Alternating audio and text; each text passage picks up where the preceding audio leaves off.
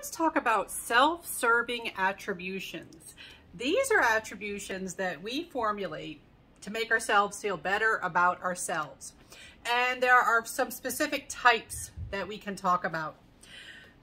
One of these is the false consensus effect.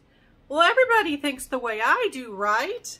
Anybody ever had that experience where you just assumed that something was common sense or everybody believes something, and you start talking to your friends or coworkers, family, and you're like, whoa, all you people think different than me? How is that possible? This seems so obvious to me.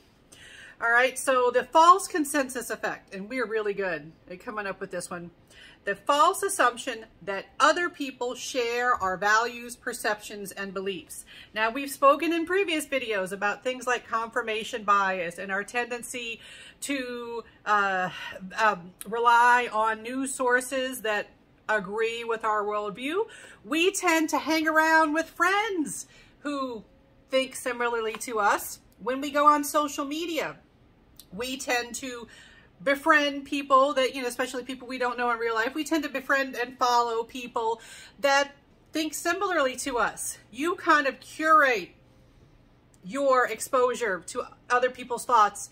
And when you find that someone does think differently, then you're like, I don't want to deal with that person. You don't interact with them. You don't see their updates. You don't have conversations with them. And so you kind of forget that there are people who think differently than you. And so we kind of create this false reality. And sometimes you step out of your false reality and you're like, whoa, people think that way? All right, so the false consensus effect.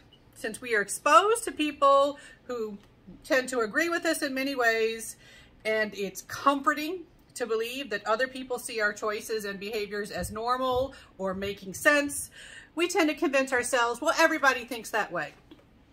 A really good example of this that I can think of from recent time is our most recent presidential election. At the time of this recording, it was the one where Biden was running against Trump. All right, and it was a close election. We did not know who was going to win as we're watching the results come in. And I remember at the time I was still using Facebook. I've kind of backed off from Facebook because I realized that there were lots of things I did not like about the way Facebook was set up. Anyway, I was still using Facebook at the time. And some people friended me on Facebook that, like, I went to high school with them, but I wasn't close with them. But they send me a friend request. I'm like, oh, sure, let me see what their kids are like. Let me see what they're up to. They can see what I'm up to. And in some cases, I found out that we grew into very different people as adults, or we were very different people in high school, but we didn't know about it because we weren't having deep conversations about things in high school, or, we just had classroom interactions and things like that. And sometimes they hid me or unfriended me. In some cases, they stay friends with me and occasionally would argue with me on social media. But, after the election, one thing that I saw was I had friends who had voted for Biden, who were like, how can there be people who actually vote for Trump? And I'm just like, do you talk to people? Do you just talk to your friends? And I'm living in an area, I live in New Orleans, which is a blue city in a red state. I work and teach in the redder area of the state, using the, red for more conservative and blue for more liberal Democrat voting. And so I guess I get more of an exposure to different people and being like, oh yeah, there are different people, different viewpoints. And, so I saw a lot of that. They're like, well, who's doing that? Who's voting for that person? And then when the results came in, I actually had a friend from high school. They went online and they said, okay, how is this possible? How is it possible that they say Biden's winning when I don't know a single person who's voted for Biden? And I'm like, whoa, that's someone who's surrounded themselves by people who think similarly. They hadn't had the same experiences as me where I'm just getting around and, knowing different people.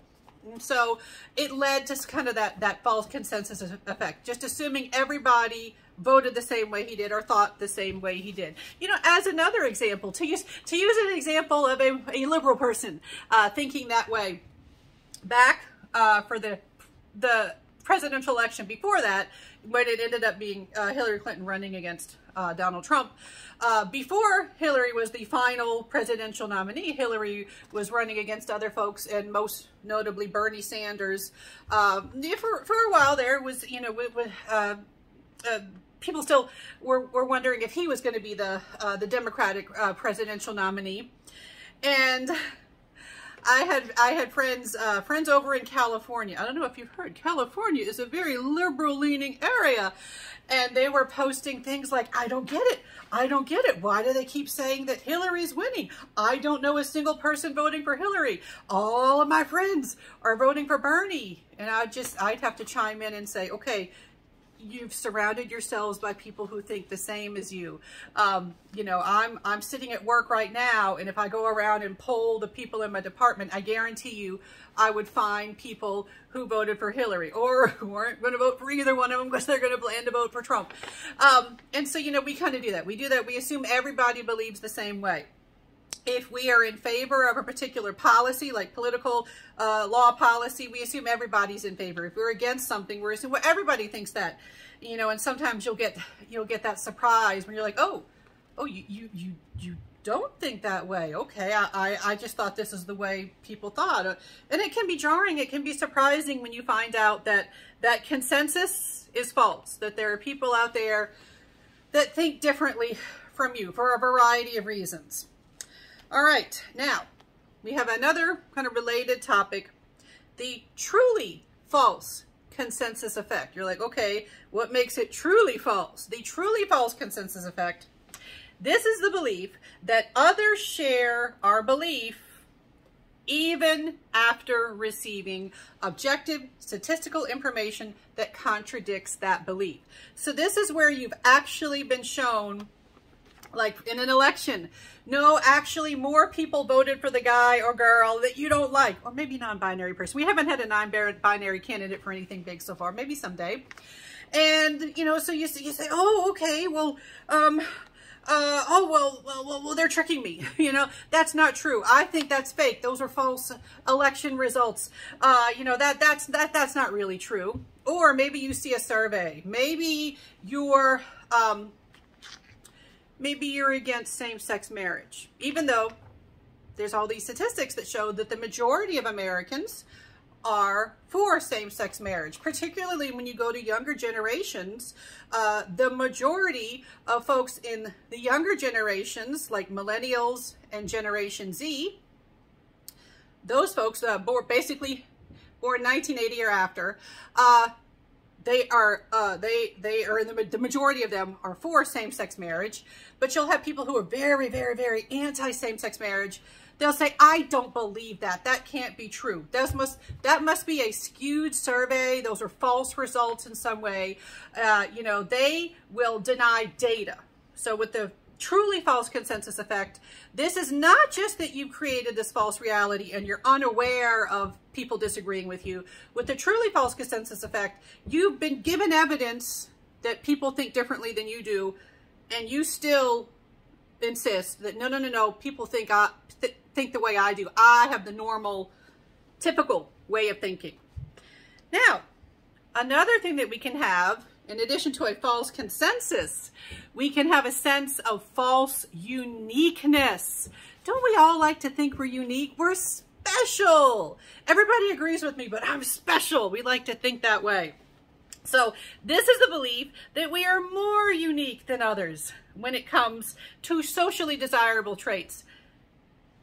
The socially desirable ones, not the less desirable ones, because when you mess up, everybody messes up from time to time. Give me a break. All right, so socially desirable traits. You'll be like, oh yeah, I'm a very intuitive person. You know, it's like, well, yeah, lots of people are intuitive. No, I am uniquely intuitive. You know, even sometimes, like, someone might be trying to impress a date or something like that. Like, oh yeah, I'm a really nice person. I like to think that people are generally nice. No, but I'm really nice. Or intelligence or artistic ability. There's lots of characteristics where we like to convince ourselves that, you know, we are better in some way. Okay, let's think about the word average. What does it mean to be average? In an in-person class, I like to open that up to the class sometimes and see what people say. And most people, if they're like, oh, well, if I have to think of a definition, I can come up with, excuse me, a nice, a correct definition of average. Sometimes people are like, oh yeah, what does it mean again? All right, so like average means you're normal, you're typical. The way statistics work, the way numbers and measurements work for anything that we measure, most people are average. So in terms of average intelligence, most people are average. 68% of people fit in the average range of intelligence. It's normal to be average. Most people are average. If you have to predict someone's level of anything and you're given no other information, your best guess is that they are average. Like if you say, hey, guess this person's weight. Well, I don't know them. I haven't seen them. Just guess this random person's weight. Well, what is the average weight for someone of that biological sex? All right, I'll guess that. That's your best bet because most people are going to be that or close to that. Do people like being average? No, there's this thing that's happened in our culture where it's like desirable not to be average. Some people think it's an insult. Like if you say your child is average, some people are like, how dare you insult my child that way? Meanwhile, parents of children with disabilities are like, oh God, I'd kill to just know average. Wouldn't it be great if my child could experience average? Meanwhile, other people are taking it for granted and wishing they weren't average. In fact, there's a related concept called the Lake Woebegone Effect. Where the heck did this name come from? This comes from a radio show that played on public radio for many years. It was called The Prairie Home Companion.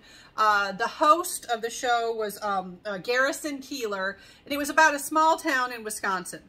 And you know, he would talk about it's this small town, a very, very white Wisconsin town of Lutherans. They all have the same religion. They're all Lutherans. You know, very, very middle class sort of feelings and descriptions. And it's called the Lake Woebegone Effect because Garrison Keillor described all the children in the town, the town of Lake Woebegone. They were all above average. All right, statistically, that's not possible. Only a few can be above average. Most people are going to be average. So that's the, you know, it's this kind of this impossible sense that, oh, we're all above average. Yes, well, you can see people as special in some way, but average is what people tend to be. It's easier to believe that we are special. We like to believe that we are special, even though it's kind of nice to just be average and typical. Some people out there would love to be in the situation where they could just be average. All right, so these self-serving attributions are also known as self-serving biases. These self-serving biases, you might feel kind of like ashamed right now, like, oh, I've engaged in some of that. Oh, does that mean like I'm not a bright person? No, we do it as humans. As humans, we have a tendency to form self-serving biases. They're comforting. That's why we come up with them. They make us feel better about ourselves. They are comforting in the short term, but they can be damaging in the long term because they do distort our sense of reality. So we have to keep these in check. So now you've been made aware of these. Try to catch yourself when you are thinking in terms of false consensus or false uniqueness and correct yourself.